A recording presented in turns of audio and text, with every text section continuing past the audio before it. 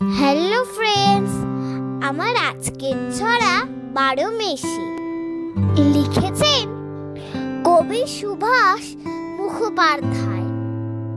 ঝড় ওঠে বৈশাখে, জ্যৈষ্ঠীতে আম পাকে, কম করে 2 মাস দারুণ গরম থাকে। আষাঢ়ে মেঘের মেলা, শ্রাবণে বন্ধ খেলা, কম করে 2 মাস চলে বর্ষার পালা।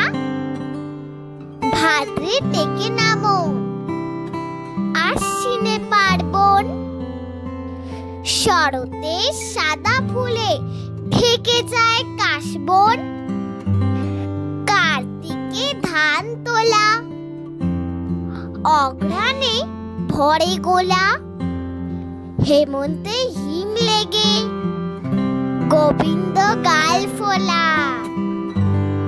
ফাল্গুনে ভরে ভাগে, চৈত্রে পরব লাগে, বসন্তে ফুল নিয়ে মধুরস রাত জাগে।